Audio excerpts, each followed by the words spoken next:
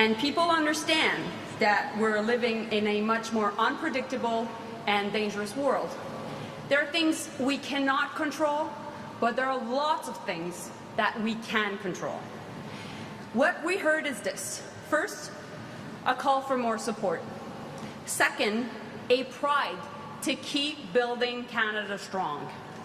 And third, a shared determination on that mission. The global trade landscape is shifting, and Canada must meet the moment. Our government is building a more resilient, a more independent economy, one that puts Canadian workers and industries first. Aujourd'hui, nous investissons dans nos travailleurs et nos industries. On investit dans les gens de chez nous et dans nos entreprises. Les gens veulent qu'on agisse et c'est exactement ce qu'on fait. On le fait parce que c'est bon pour notre économie et c'est bon pour le Canada. We're doing this not only to protect our economy now, but also to make sure that we're thinking ahead and we're acting for the long term. And together, we're laying the foundation for Canada's prosperity where every region of this country can grow, succeed, and lead. And with now, indeed, and now, it is my pleasure to present you the Prime Minister of Canada, Mark Carney.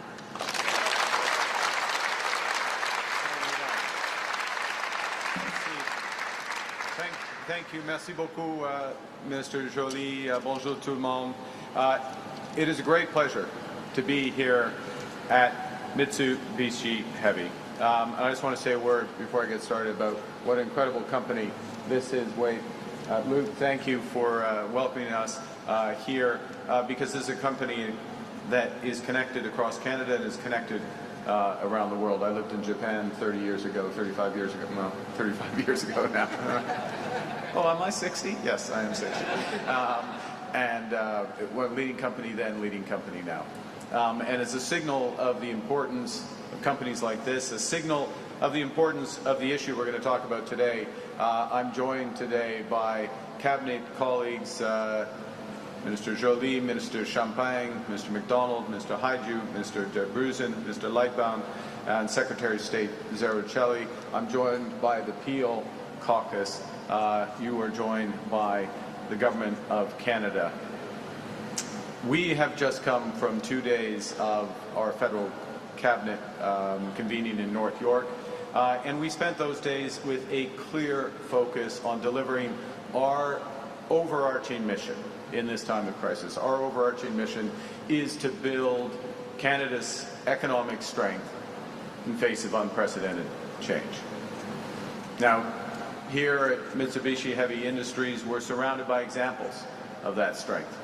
State-of-the-art manufacturing, state-of-the-art assembly expertise, Canadian skill and ingenuity, a supply chain that makes heavy use of Canadian materials such as Quebec aluminum. And workers in this facility are building more than aircraft. They are building a stronger future for their families and for our country. Alors que le nouveau gouvernement du Canada regarde vers l'avenir, nous restons concentrés sur une priorité. Donner à nos travailleurs les moyens de le saisir. Doubler le rythme de construction de logements au cours de la prochaine décennie. Accélérer les grands projets d'intérêt national. Mettre en place une nouvelle stratégie industrielle de défense en reconstruisant, en réarmant et réinvestissant dans nos forces armées. Et garder le cap sur 3 objectifs clairs. Protéger nos communautés, sécuriser nos frontières et réduire le coût de la vie. The world is changing rapidly. The largest economy, the United States, is fundamentally reshaping all of its trading relationships. And we're moving from an age that lasted decades, an age when free trade was a motor of global economic growth, to a new age, an age of economic nationalism and mercantilism. You know, the U.S. tariff rate is now the highest it has been since the Great Depression in the 1930s. And these tariffs are being applied to all countries on nearly all goods. And the changes in U.S. policy go beyond tariffs. Countries now must in effect buy access to the world's largest economy through investments, through unilateral trade liberalization, and policy changes in their home markets. And all the while, the transformation of global trade is occurring against a backdrop of wider economic disruptions, of geopolitical realignment, of AI and other technological transformations, and the necessity, the imperative of a shift to a greener economy. What's going on is not a transition, it's a rupture, and its effect will be profound. Workers displaced from their jobs, supply chains that have existed for decades disrupted, companies forced to change where they find their materials and their products. And all of this is causing an extreme uncertainty that's holding back massive amounts of investment and, as a consequence, slowing economic growth. Just this morning, we see the impact in today's employment report in Canada, with unemployment rising across regions and sectors. This makes decisive action crucial. To be clear, we're in a position right now where Canada currently has the best trading deal with the United States of any of their trading partners. 85% of our trade with the U.S. is now tariff-free. We have the lowest tariff rate of any country in the world. But we also know that given all those changes, given the rupture, we can't rely on our most important trading partner as we once did. Le libre-échange, depuis longtemps, est un pilier de l'économie canadienne. Pendant des décennies, notre participation croissante au marché américain a constitué l'un des fondements de notre force économique. Le commerce représente près de 2/3 du produit intérieur brut du Canada. Des secteurs comme l'automobile, l'acier et l'aluminium envoient plus de 90% de leurs exportations vers les États-Unis et, dans bien des cas, les chaînes d'approvisionnement sont interdépendantes. Ces secteurs sont essentiels pour notre économie en raison de l'ampleur de leur production, des carrières qu'ils génèrent et des collectivités qu'ils soutiennent. Ce qui était autrefois une des plus grandes forces du Canada est aujourd'hui devenu une vulnérabilité. So our relationship with the United States, so essential for so many industries, was once one of our greatest strengths, and in many cases, in certain sectors, has become a vulnerability. This disruption calls for a bold new approach. And given, as Minister Joly said, given that we can't control what other nations do, Canada's government is focused on what we can control. And that means building our strength at home, building Canada strong.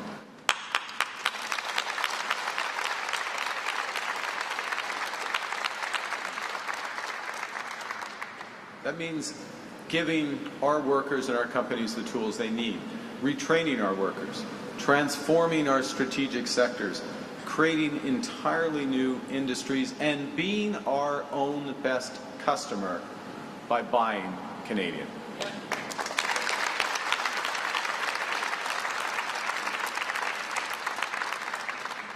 And to these ends, our new government is embarking on an ambitious plan to secure a new era of prosperity out of this age of adversity.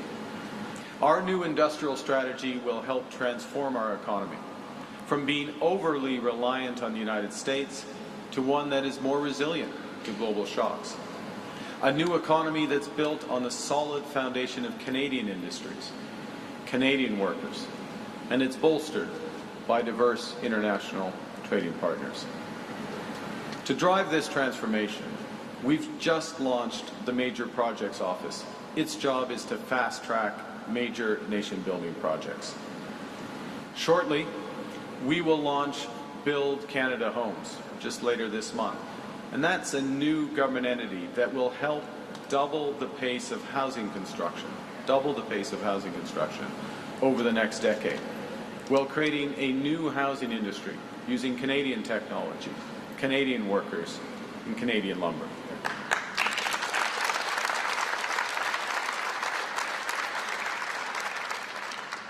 This fall, we will unveil a new defense industrial strategy so that our defense estimates, which will be enormous, our defense investments support the growth of Canadian industries and create Canadian jobs and careers.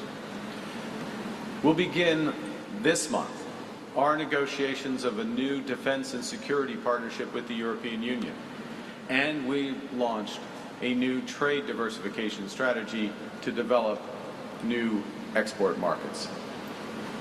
We will soon also release our climate competitiveness strategy to position Canada as a leader in decarbonization. As Canada's new government embarks on these missions, we will work to ensure Canadian businesses and workers have the tools that they need to help drive this transformation. Let me be clear. If we want our economy to grow, and we do, with thriving careers at home and booming exports around the world, we must once again become a country that builds big and builds fast.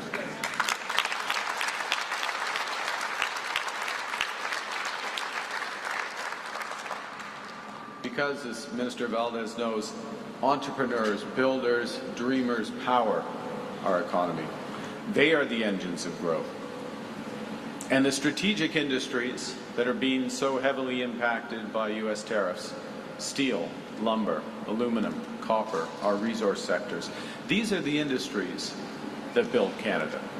And they will be central to our future competitiveness in a world of major infrastructure investment, defense and security, and that unprecedented acceleration in home building.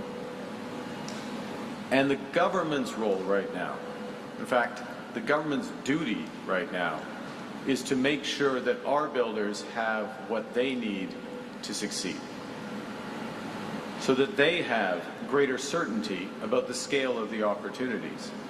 Because when our builders, our entrepreneurs, face calculated risks rather than unknowable uncertainty, that's when Canadian builders and innovators thrive. That's when the whole country rises with them, with higher wages, lower costs, and a stronger economy.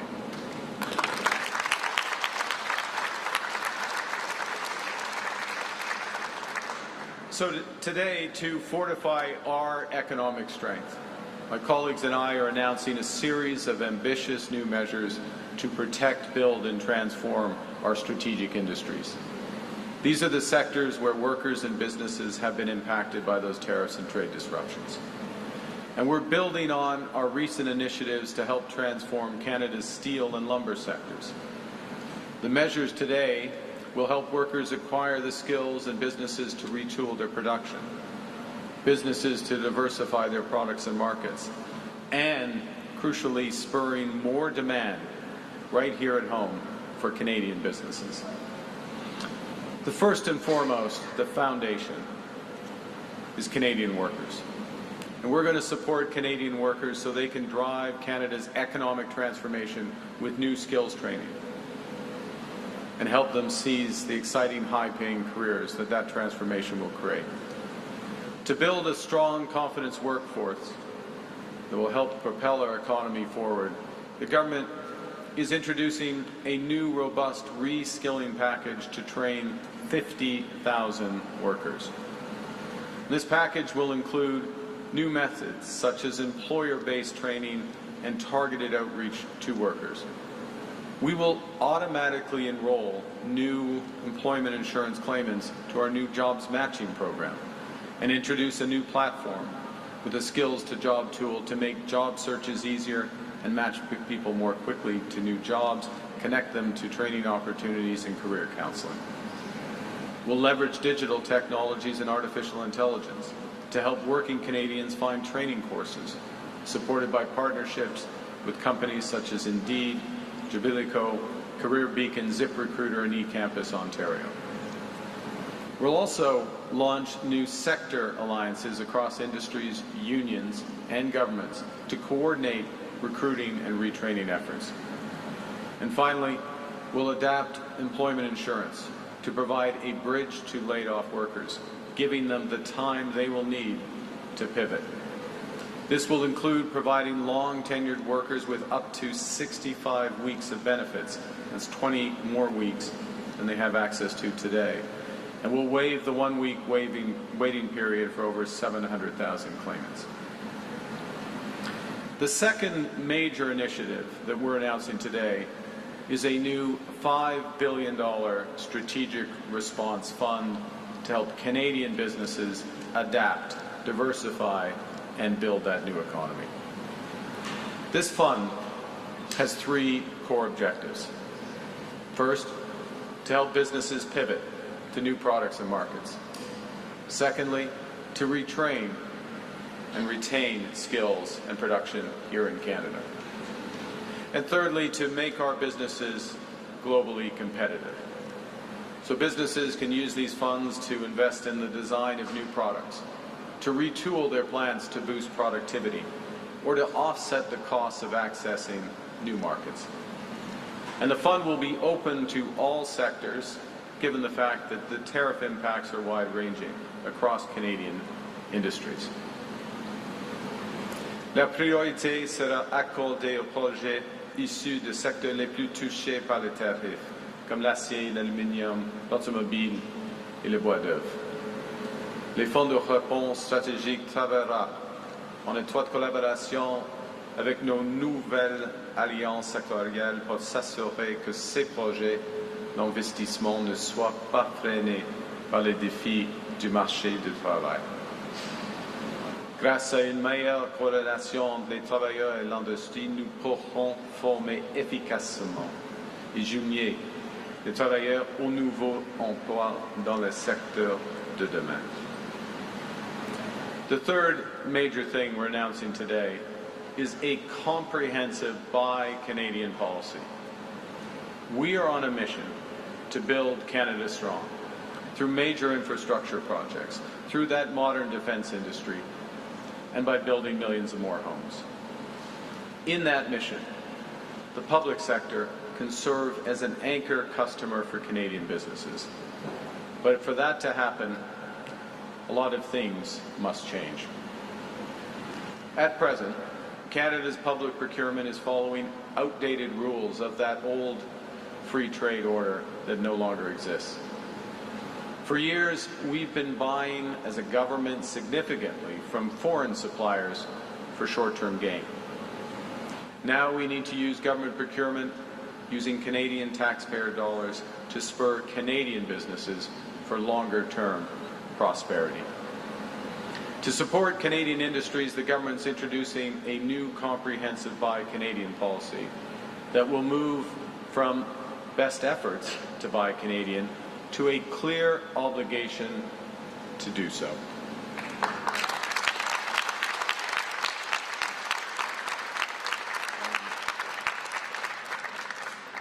And when Canadian suppliers are truly unavailable, will require local consent and purchases from trusted partners.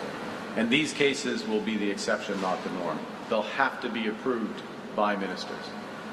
We'll apply this approach beyond a narrow definition of the federal government to all federal agencies and all federal crown corporations, leveraging every dollar the federal government spends and invests.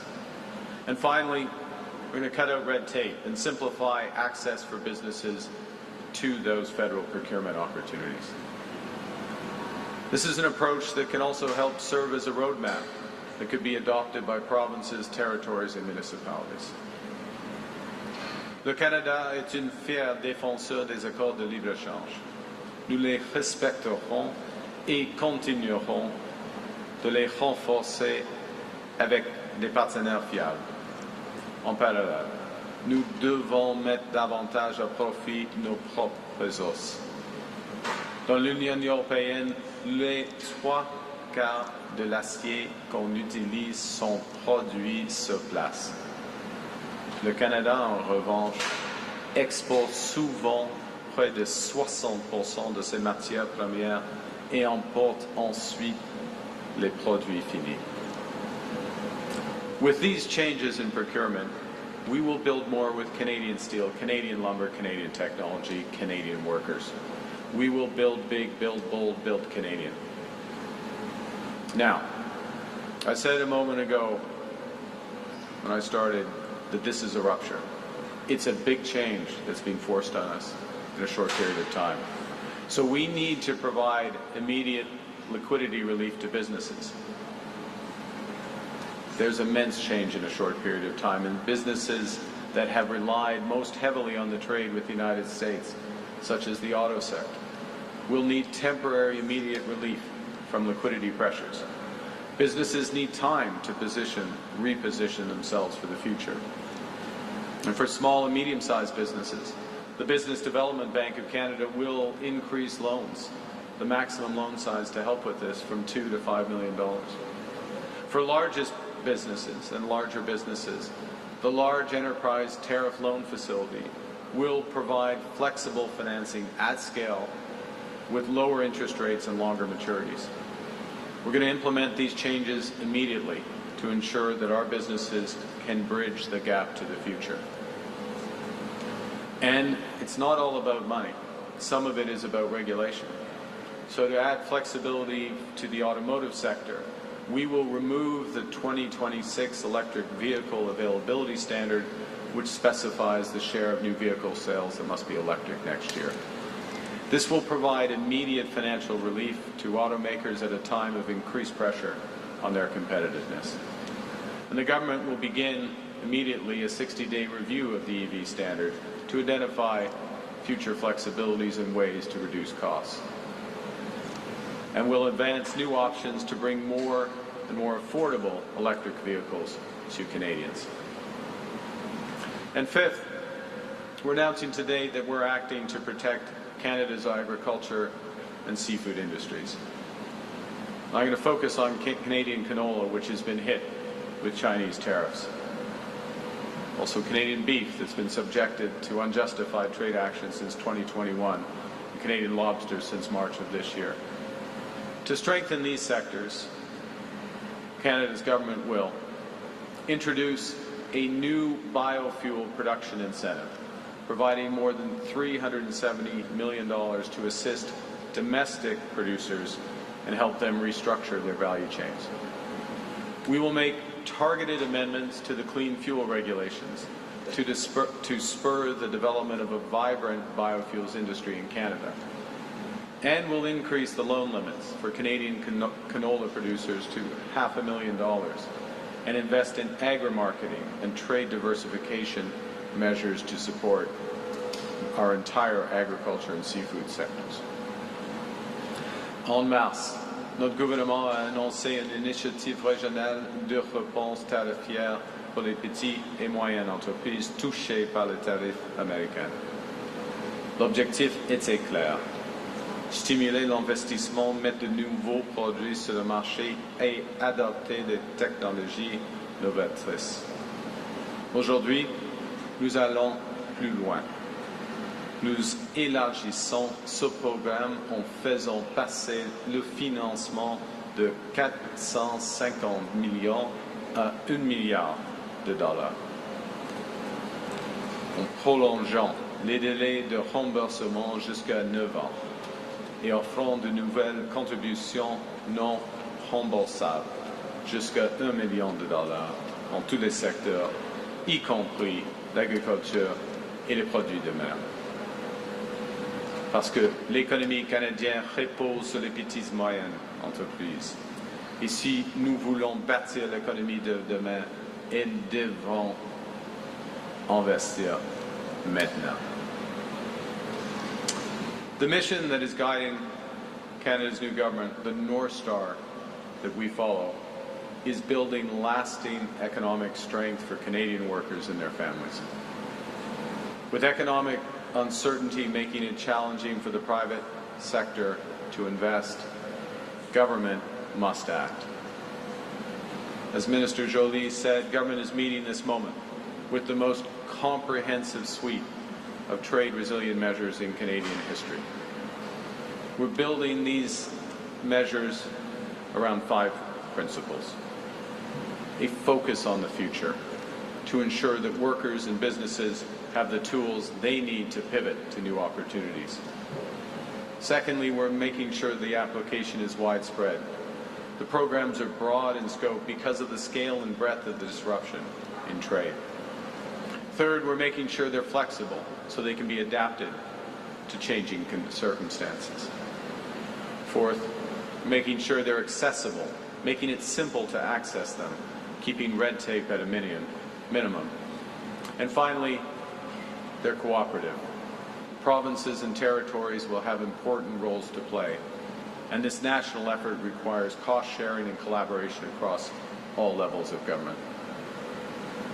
Ces nouvelles mesures donneront à nos industries et à nos travailleurs les outils nécessaires pour bâtir une économie plus solide, un avenir où l'économie du Canada dépendra moins d'un seul partenaire commercial et reposera sur des bases solides. Un marché canadien fort, une demande canadienne vigoureuse et des partenaires commerciaux diversifiés. Now, to conclude, we look back over our country's history. We've always turned challenges into opportunities. Canadians built the Transcontinental Railway to open new markets for wheat and timber. We retooled entire sectors of this economy in the fight during the Second World War. And then we built hundreds of thousands of new homes in record time for returning heroes and their families. We built a new seaway to unlock the potential of the Great Lakes economy. We forged new trade links for steel and lumber when old markets closed. And now, at this moment of profound change, we bear the same responsibilities, and we should have the same ambitions as those who became before us. Our ambition is to build the strongest economy in the G7. We know we need to act now, invest now, precisely when it's hard. And that's why we're charting an economic strategy to move our country forward, from reliance to resilience, from uncertainty to prosperity. En appuyant nos travailleurs, nos entreprises et nos industries, nous bâtirons un Canada fort. We will build Canada strong with your support. Thank you very much.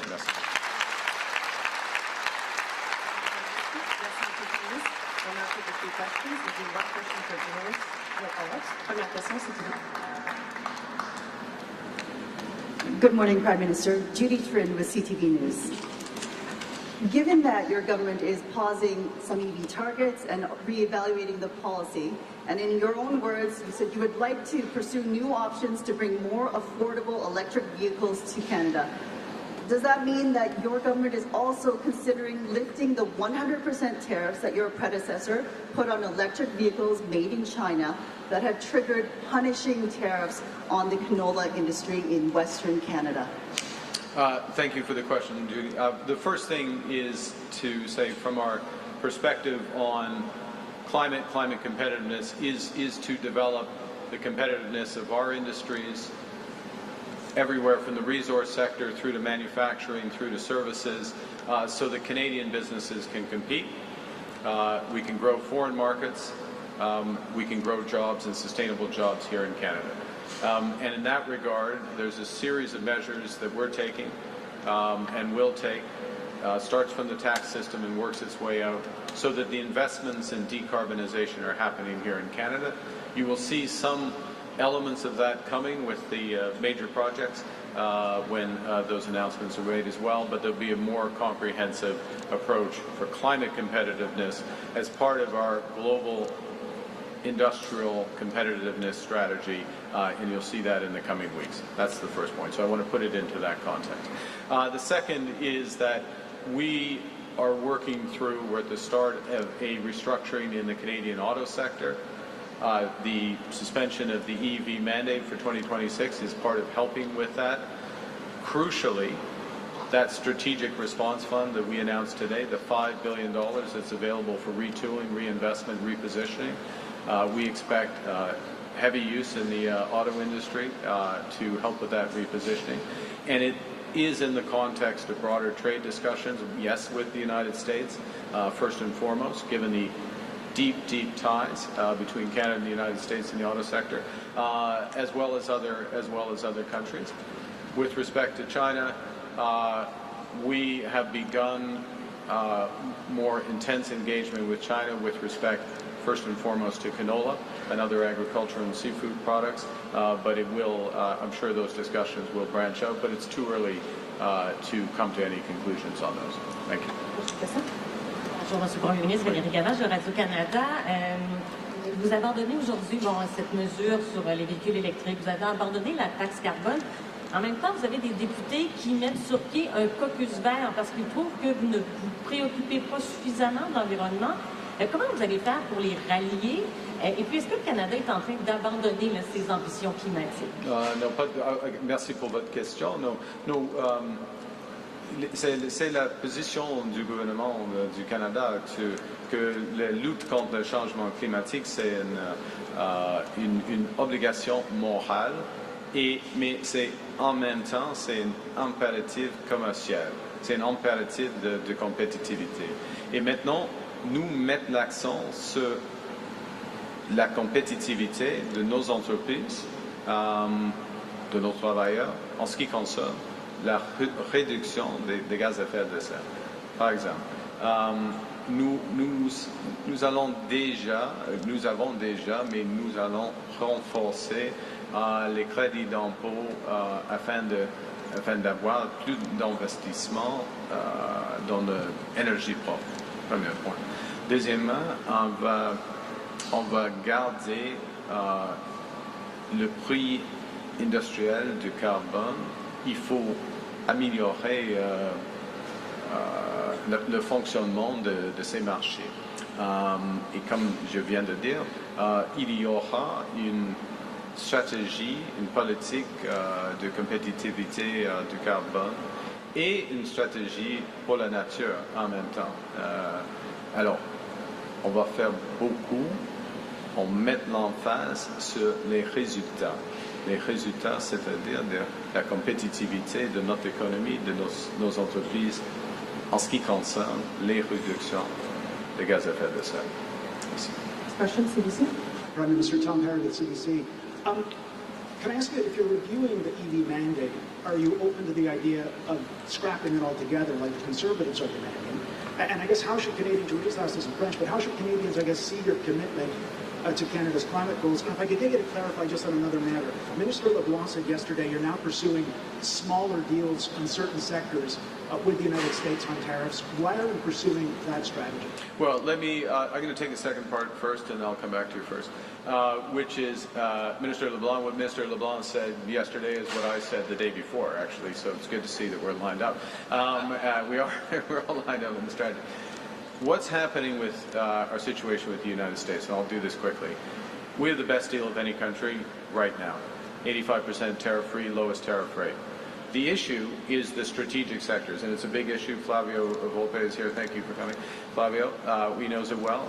Autos, steel, aluminum, forest products, copper. Those are the big issues. And those are areas that the United States has identified, we would agree, but has identified as strategic. So they have a different tariff regime for those sectors.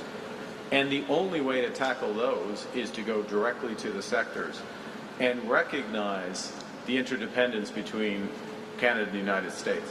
The fact that Canada makes the United States more competitive in these sectors and structure agreements in and around there, or look to structure agreements around those.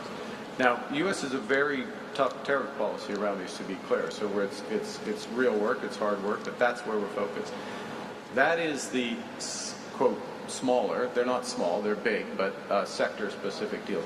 At the same time, there will be a review of our overall trading arrangement with the United States and Mexico, CUSMA. We have begun the preparations for that. I expect the Americans and the Mexicans will do the same.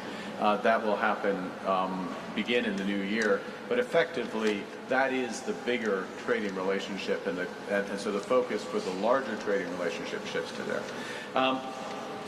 With respect to EV mandates, let's be absolutely clear.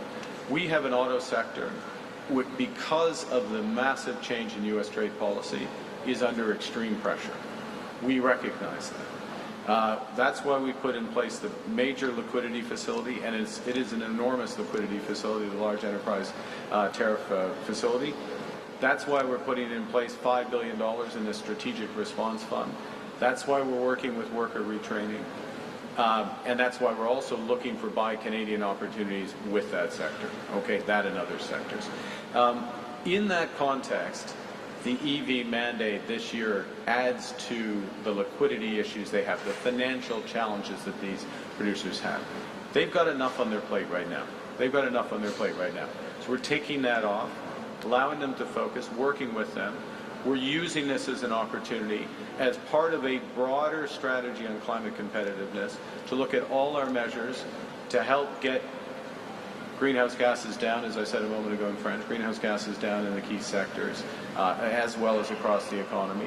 And we'll look at the interaction between the EV mandate, our clean fuel standards, our investment tax credits, our trade policy, all of those elements, because what this government is focused on is absolutely results. Not saying something's going to happen at a certain time, but giving workers and businesses the tools to make it happen. Prochaine question. Oui. J'ai déjà répondu en français, en effet, parce que c'était le questionnaire avant, c'était presque le même. Alors, pardon. Madame. Bonjour, Émilie Bergeron, la presse canadienne. Sur votre annonce, en annonçant autant de mesures aussi vastes, aujourd'hui, est-ce que vous dites aux entrepreneurs, ça peut être encore très long, la guerre tarifaire, armez-vous de patience? Et pourquoi avoir attendu jusqu'à aujourd'hui tout ce temps-là pour que le secteur de l'aluminium reçoive de l'aide financière? Oui, le processus de la restriction de l'économie canadienne va durer un certain temps. Ça c'est absolument clair, parce que, comme j'ai dit, c'est une rupture. Les politiques américaines économiques ont changé profondément. Oui, il y a des négociations. Oui, on va gagner de plus, probablement, dans les négociations. Oui, on va diversifier nos marchés, absolument. Mais ce processus va prendre du temps. Alors, il faut investir, et en ce moment, il faut investir maintenant afin d'accroître la compétitivité. Alors, c'est la raison pour laquelle d'avoir dans vos mots des initiatives vastes. Alors, en ce qui concerne le secteur d'aluminium, il y a toujours des options d'avoir accès au large enterprise tariff liquidity, la liquidité là. Et oui, maintenant, il y a d'occasion avec le fonds de réponse stratégique, parce que nous avons des discussions tout le temps avec le secteur d'aluminium, ministre de l'Industrie, ministre des Finances et moi-même. Alors, c'est approprié maintenant. Et le montant, comme vous l'avez dit, c'est 5 milliards de dollars. C'est approprié. Ouais. Pourquoi maintenant et pas avant? Pourquoi pas avant? Ouais, c'est le moment maintenant. C'est fait. Good morning, Prime Minister. Good morning, Minister Joly.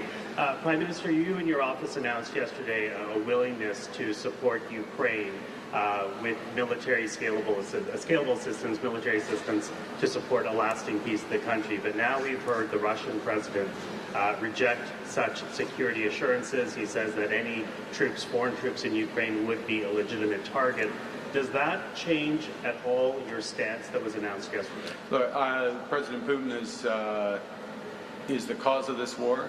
He has not yet come to terms with the need for peace. We need to maintain, through the coalition of the willing, other allies, the Ukrainian armed forces need to maintain maximum pressure.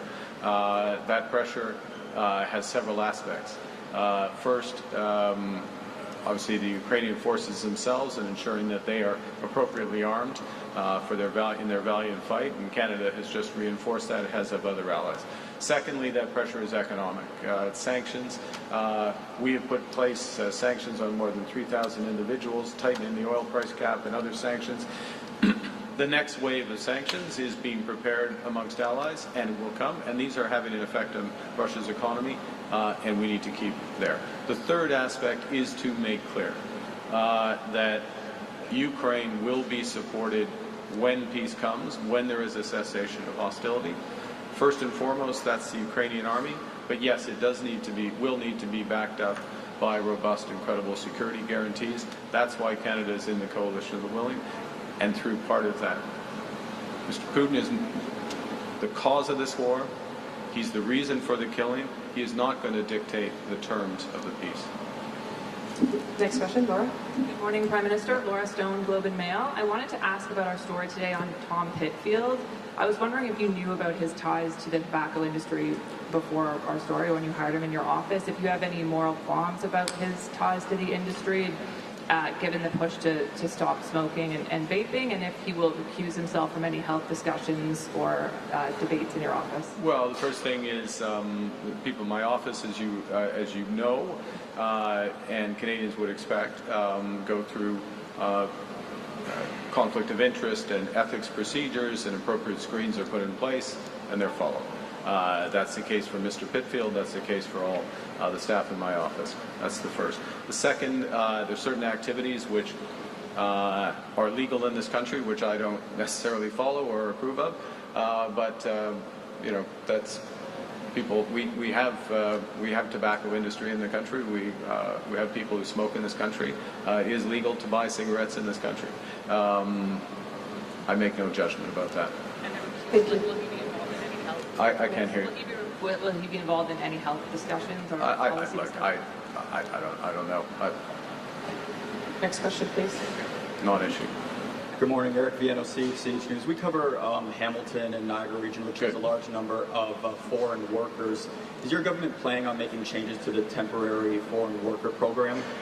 But I think the first thing I'll say is that what this government is committed to do, and we are putting in place the measures in order to do it. I'm going to give a specific example of some success here with respect to foreign workers in a moment. But our overall commitment, and let's put this in context, foreign workers are about 7% of the labor force, a little more than 7% of the labor force, and we've committed to get that number down to less than 5% by 2027. Okay? So that takes a comprehensive strategy, it's adjustment, and we're talking students, we're talking asylum seekers, temporary foreign workers, all classes, provincial nominee program workers, all these classes of workers. With respect to temporary foreign workers, they are less than 1% of the labor force.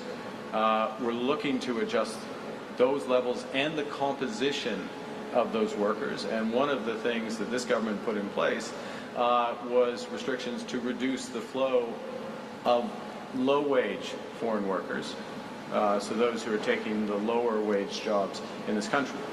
And that flow is down 70% this year. I'll repeat that, 70% this year. So context is important, trajectory is important. We're acting, things are moving. Next question.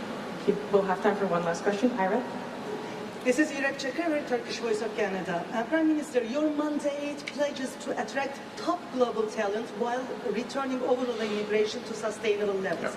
Yet recent data show an uptick in skilled immigrants and even citizens leaving Canada, citing housing and wage pressures, as you know. As you pursue new alliances and define strategic sectors, how will you prevent reverse migration from hollowing out the workforce those sectors need? And what concrete retention targets or measures are you setting to keep up talent here? Okay. The first thing is, I view your question the following, and thank you for it. It's about having the best quality of life in the world in Canada, and there are a series of things that we're doing that's going to add to Canadian quality of life. I'm going to focus on two. We're in the Peel region. I'll focus on two that are issues here. There are issues elsewhere in the country. And the first is around crime and safety in our neighborhoods. This government is committed to reforming the criminal code to ensure that organized crime, gang crime, crime with handguns, home invasions, auto theft, that the individuals who participate in those crimes pay the price they should with consecutive sentencing, that they are not in a position where they commit a crime one day and they're arrested and then out on bail the next. So bail reform being at the heart of it. We're committed to having more officers at our border, 1,000 more border agents, more RCMP, committed to working more closely with the provinces. And I'll give you a specific example with respect to the last. We've been working with the Council of Federation, all the provinces, on bail reform. We will be legislating on that. We're proposing legislation, I should say, to the House on that next month. I met with Premier Ford this morning as part of an ongoing conversation about how we can address these issues, what the federal government needs to do on the criminal code. I agree with Premier Ford on these issues, and that's why we're moving on them. What the province and the municipality can do in terms of policing more effectively. So we're working very closely. That's one aspect of quality of life. Another aspect of quality of life is housing. In the next few weeks, we will announce the launch of Build Canada Homes as part of doubling the rate of housing starts in this country, including in this region, to help ensure people have homes, have the communities they wish, and help with that. I just want to point out that there are many factors that drive where people live, and where we are focused today, tomorrow, in the future, is on Canadians having the best quality of life possible. Yes, it starts with the economy and responding, meeting to the moment. That's what today's announcement is about. But it also goes to the fundamental of being safe in your community, owning your own home, being able to pay your rent, living a good life. Well, Merci beaucoup. Thank you.